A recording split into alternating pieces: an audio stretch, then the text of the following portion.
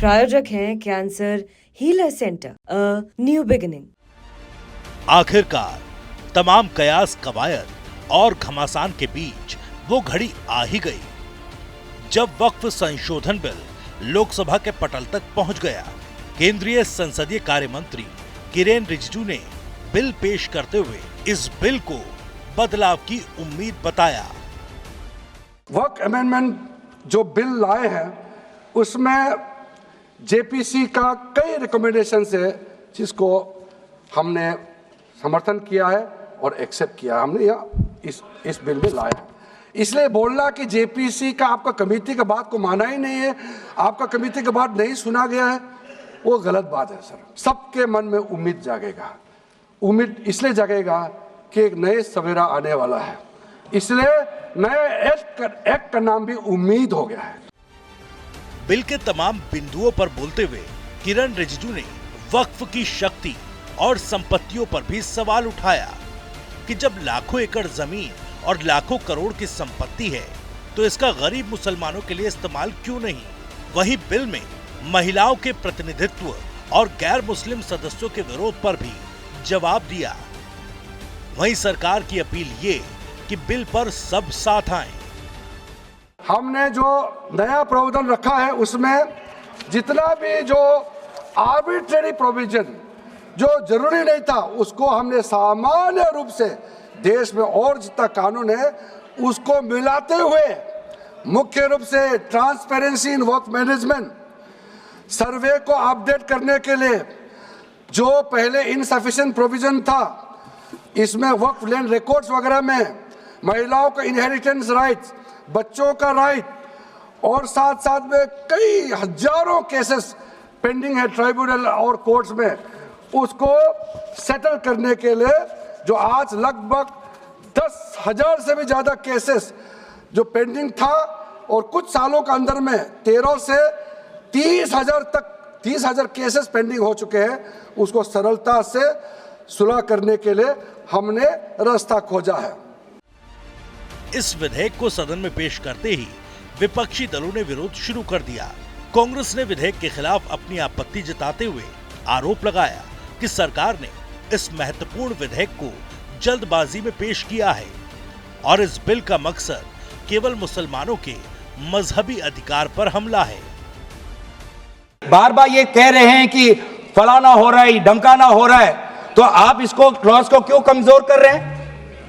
सिर्फ भ्रम फैलाना है सर, मंशा इनकी कहीं और है। मंशा सर, मैं भी एक टिप्पणी देना चाहूंगा कि आज ये एक विशेष समाज के जमीन पर इनकी नजर है, कल समाज के दूसरे अल्पसंख्यकों के जमीन पर इनकी नजर जाएगी। बिल की इस तकरार में विपक्ष बनाम सरकार है मामला, लिहाजा समाजवादी पार्टी की तरफ से मोर्चे पर आए अखिलेश यादव ने साफ कह दिया कि हम बिल और वोटिंग का विरोध करेंगे।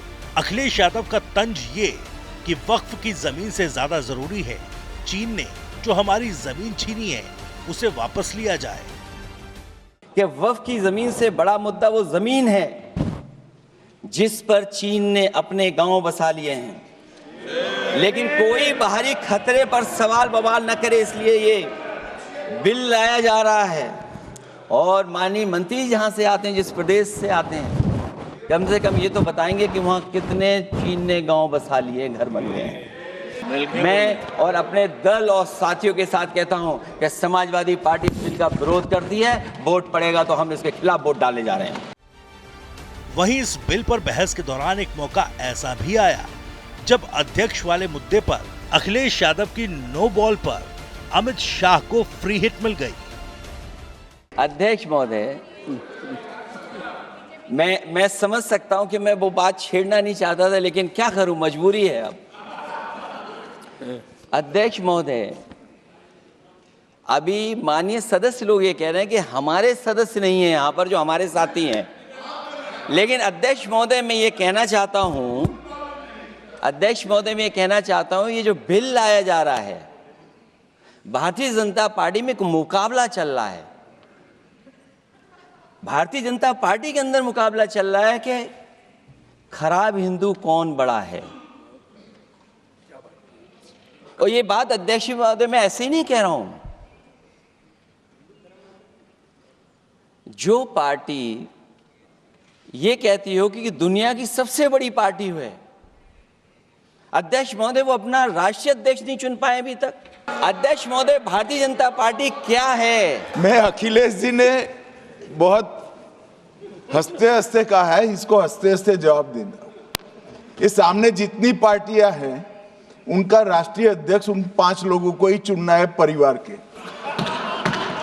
हमें माननीय अध्यक्ष जी करोड़ों सदस्यों में से 12-13 करोड़ सदस्य प्रक्रिया कर कर चुनना है तो देर लगती है। आपके यहाँ जरा भी देर नहीं लगेगी। मैं कह देता हूं अभी 25 साल तक आप अध्यक्ष हो जाओ, नहीं बदल सकता।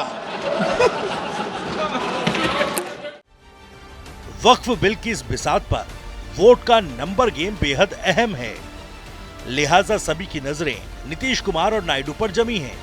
हालांकि दोनों दलों ने अपने सांसदों को जारी नोटिस में सरकार को समर्थन की बात कही, लेकिन मुस्लिमों के विरोध और पर्सनल लॉ की अपील के बीच सवाल ये कि क्या पिक्चर अभी बाकी है। वहीं मुस्लिम पर्सनल लॉ बोर्ड ने भी ऐलान किया कि बिल पास हुआ तो आंदोलन होगा। आप मुसलमानों के कल्याण के विरोधी हैं क्या? आप मुसलमानों के कल्याण के लिए अगर मोदी जी ने कोई काम किया तो उसकी प्रशंसा करनी चाहिए थी।